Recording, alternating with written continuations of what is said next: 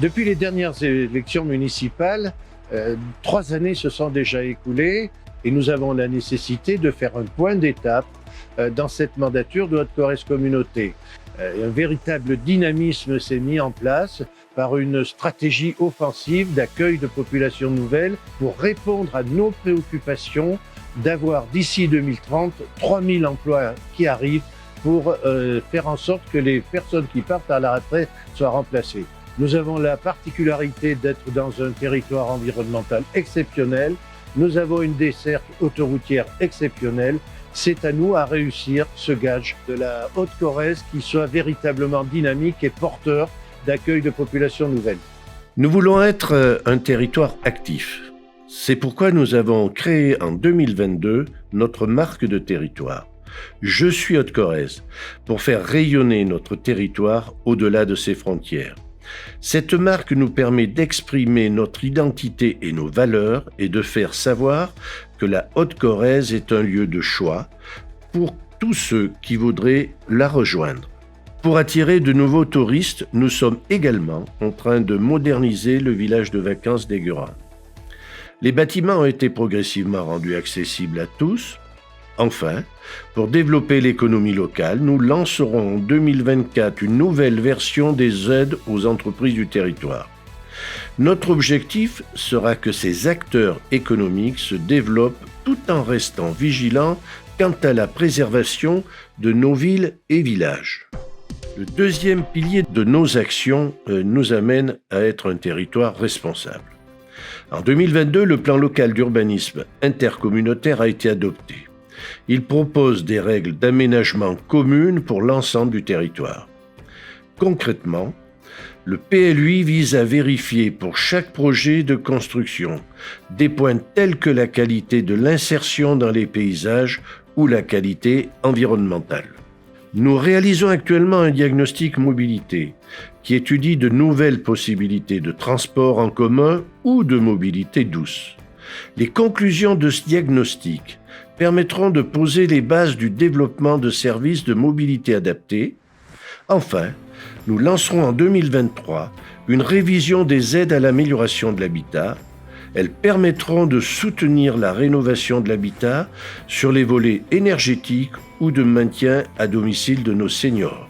Ce dispositif accompagnera financièrement les foyers. Notre troisième pilier d'action est de préserver nos territoires.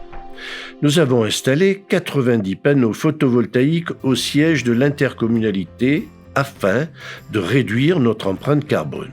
Le siège est dorénavant autonome en énergie. Autre projet, le schéma directeur des systèmes d'assainissement et d'eau potable nous permettra d'avoir une parfaite connaissance des infrastructures d'alimentation en eau potable. Dès l'année prochaine, un programme d'action sécurisera les installations et la qualité de l'eau potable pour garantir à chaque foyer l'arrivée d'une eau en quantité et qualité suffisante. Enfin, la gestion optimale de nos déchets prendra une importance particulière en 2024 avec la mise en place du tri des biodéchets pour limiter la production d'ordures ménagères. Nous organiserons notamment la distribution de composteurs. Pour terminer ce tour d'horizon cap sur le territoire vivant, nous avons lancé l'été dernier une série d'animations estivales baptisée les Granités. Ces spectacles vivants permettent aux habitants de découvrir ou redécouvrir leur territoire de manière sensible. Les spectacles sont choisis pour sublimer l'esprit des lieux patrimoniaux. Autre projet, le réaménagement de la sécurisation du site de Saint-Nazaire. À la confluence de la Diège et de la Dordogne, des travaux sont actuellement réalisés. Ce site retrouvera dès cet été sa place de choix dans la vie des habitants en apportant un confort d'accueil aux visiteurs du site. Enfin, le domaine de la santé sera notre projet 2024 pour maintenir le territoire vivant avec le renouvellement du contrat local de santé.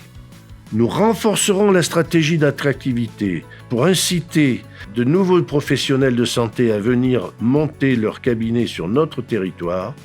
La santé s'envisage d'un point de vue global et nous avons l'obligation de contribuer au bien-être des habitants. Le paradis environnemental dans lequel nous vivons nous y invite. La volonté du Conseil communautaire et des vice-présidents, c'est d'avoir une véritable relation de confiance avec l'ensemble de ces communes. Nous allons entretenir, au travers de rencontres à nouveau, dans tous les conseils municipaux, dans les semaines qui viennent. C'est aussi pour nous un atout qui a été retenu sur le plan communautaire au travers du label Éloge. 100 communes avaient souscrit à ce label, 50 ont été retenues, dont Haute-Corrèze Communauté qui en bénéficie. C'est une véritable reconnaissance pour le travail effectué par les salariés de Haute-Corrèze Communauté et par les élus. C'est aussi la place importante que nous consacrons à l'économie, avec 13 millions d'investissements réalisés à ce jour, une perspective de 30 millions d'investissements. C'est une véritable dynamique économique que porte Haute-Corrèze Communauté sur le territoire de ce pays. Nous porterons ensemble notre logo « Soyons Haute-Corrèze Dynamique ».